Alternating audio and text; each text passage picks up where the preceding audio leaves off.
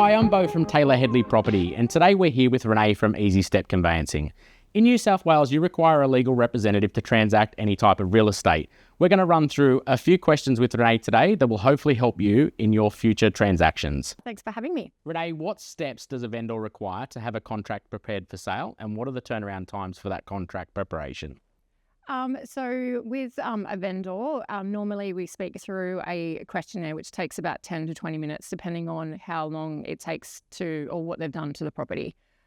So you can't, as you know, sell a property without a contract of sale. So what we would do is hold the vendor's hand to make sure that we get the correct information, the disclosures, what they've done to the property, if they've got a debt on the property, what's going to be included. So there's a whole heap of questions we run through to be able to get that contract of sale across to you. If it is a new build or if they've done improvements at the property and additions to the property, that's something that will take a little bit longer because we need to determine whether they've got final occupation certificates, homeowner's warranty, if there's a disclosure of a home builder, and any other kind of illegal conversions that we need to make mention in the contract. So it's our job to make sure that we get true and correct information to ensure that contract of sale is legal and you have the right to be able to take that to market and you understand kind of the ins and outs of the property, including dealings, plan of lands, the plan of the planning certificate, the sewer and where that runs in, and if there is any disclosures we need to make you aware of as a selling agent to take it to market. And I think preparation is very important in this scenario, given that if a vendor's on the front foot and they've already had someone look at all this information for them, it means that we can get their property on the market in a reasonable time rather than a delay of waiting for that to be prepared and waiting till they actually speak to an agent. Yeah, of course. Yeah. So having that information about the property, the final occupation certificates, the homeowner's warranty is extremely important. They're prescribed documents. Also with a swimming pool, if they've got swimming pools, it is important that they get compliance and registration certificates before we give you the contract of sale. Again, that's a prescribed document that we can't actually remove or take it to the market.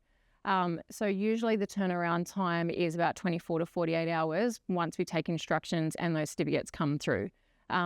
In the Lake Macquarie area, it's about 24 hours with Lake Macquarie Council. So auction is a process that we're seeing more prevalent in Newcastle and Lake Macquarie of late.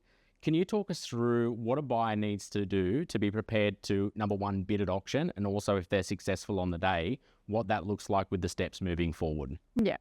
So it's extremely important that the buyer qualifies their financial situation first. So speaking to a banker, a broker, or just getting their financial capacity to find out what their funds are, like capacity to fund the purchase. So there's no point of going to auction if you've only got a capacity to borrow at 500 and the auction's reserve price is at 900. It's just going to waste your time attending, or put you in a position where you could default in the contract and not be able to complete because you don't have the bank approval. So finance is extremely important. That's probably number one. Obtaining pest and building reports if the agent or the vendor hasn't provided that to you, getting that inspection in place. You inspecting the property just to make sure you're happy to accept it as is. All of the contracts include a onus back on the purchaser to accept the property in its present state and condition. So just checking those appliances and making sure that this is a property that they want to pursue with and that there's no defects to the property.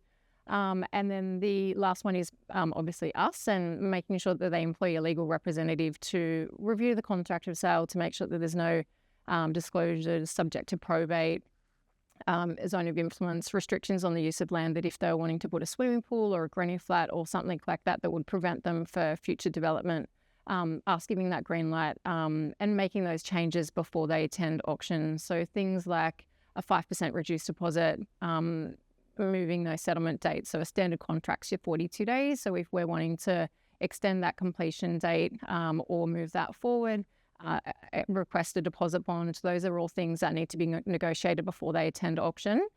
So making sure that legal representative raises those amendments and provides that to the agent so that if they are successful, the final contract is signed on the day of auction. It's important that that is all done before you attend, because once that hammer is down, that is contract binding and contracts are enforced. So there is no way out of that contract or on foot for settlement. So a standard auction campaign in the local area is anywhere between 4 and 6 weeks.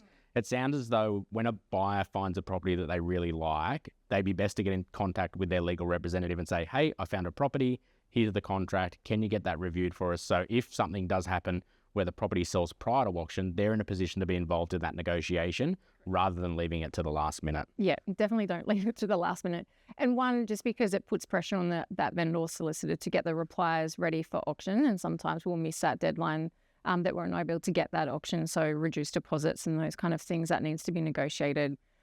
So yeah, getting that qualification of the finance and the changes and amendments to the contract, and including the review of that pest and building report, so that if there is like a high moisture reading or active termites, old termite workings, those kind of things, they're taking that into consideration of their purchase price, because at auction there's no negotiations after settlement. I also have heard of some horror stories where buyers don't get the pest and building transferred into their name. Am I correct in saying that the key is here that so they can obviously hold that inspector legally liable, that they need to have that transferred into their name after their contracts have exchanged? Yeah, absolutely. So it is recommended once, if we're getting an agent or a vendor's report, that is transferred into the purchaser's name. And that's basically to protect them for right for claim against the inspector if they've missed anything that poses them an immediate expense. If it is in the vendor's name, there's too bad, so sad. The property is yours and there's no claim because it hasn't been picked up and the report's not in your name. In real estate, there's a few legal terms that are thrown around quite loosely. Can you shed a little bit more light on the meaning of a 66W certificate and also things like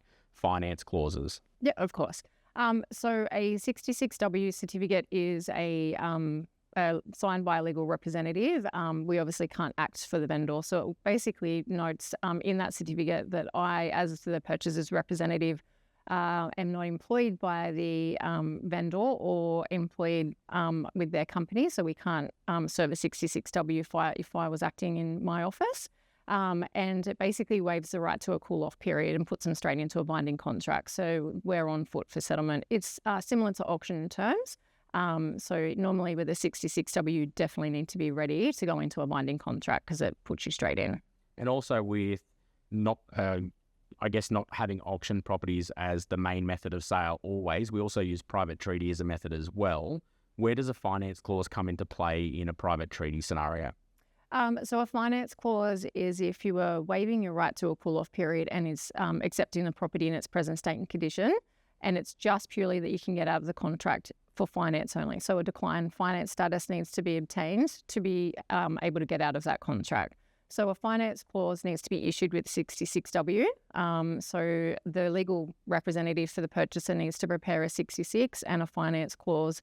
Normally they range between 5, 7 and 10 business days. And that allows the purchaser to be able to go into a binding contract, accept it as is, and have way out of that contract as protection should the bank decline the status, a lowball valuation, and they aren't able to get that approval. We as a purchaser's representative are able to pull them out of that contract.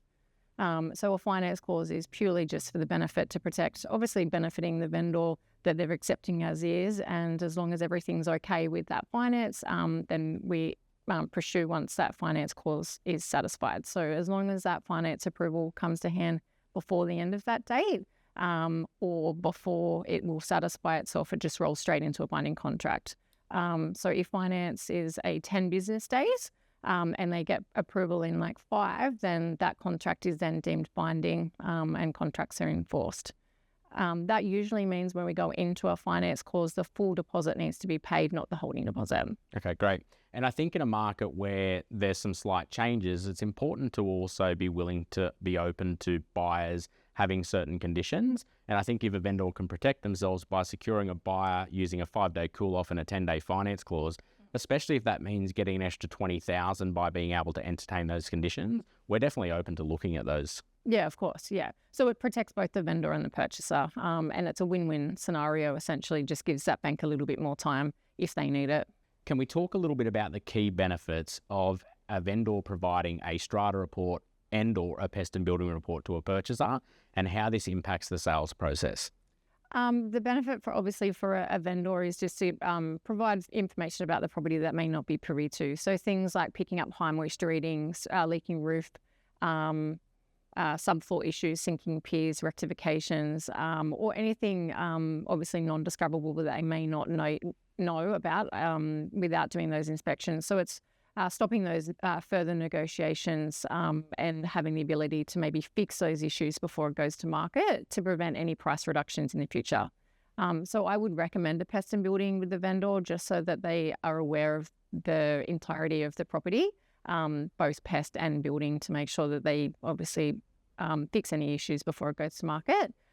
In relation to a strata report, we would highly recommend that strata reports will kind of give us the information whether there's any deficits in the account that they may not be aware of, any ongoing building or maintenance issues that may strike a special levy in the future. So major building works relating to the cladding or to the balconies, etc. It'll also pick up kind of what the future budget would be, AGM, ongoing building or maintenance issues. So it kind of just gives that snapshot to the purchaser that it's a healthy strata to move into. Or if there is any issues with that strata, the vendor is able to speak to that committee to find out a little bit more information so they could tell you as the agent to confirm whether there is a future levy that's likely or if there's any deficits in the account that they're working on. So yeah, a strata report and a pest and building is extremely important. And are there any particular timeframes on when they can and can't have that conducted? Usually we would recommend as legal representative 3 months for a pest and building lifespan. So if they're taking it to market, usually the purchaser will be happy to take that on as long as the report is within 3 months. Same with the strata. So it's just making sure that they've got recent reports that they can rely on. Anything greater than 3 months, things can change. So, inclement weather and anything like that may cause issues to the property. It's a recommendation. 3 months would be the cap. Renee, if you could just tell us a little bit about why people would use your company over other competitors. Yeah, of course. I guess our business protocol was just to make it as easy as possible, and we carry the costs until completion. So it's a fixed cost, it's drawn at settlement, there's nothing payable up front. So especially for those vendors, we take that extra expense about preparing that contract of sale, and we just get paid at settlement. So once it's sold, they get paid, we get paid. So I guess that's a simple reason of why people use us. But we also have that nature of the hold the hand scenario with all of our clients and our staff, is to make sure that we make that process as easy as possible, that they're communicated throughout that process, and we hold their hand and through to settlement. So we've got a team of 10, and there's that backbone that no point will be left unheard of. So yeah, hopefully as easy as possible and fixed fee paid to settlement. Lovely. We really appreciate you taking the time to sit down with us today and talk to us a little bit more about the legal side of real estate. Great. Thanks for having me.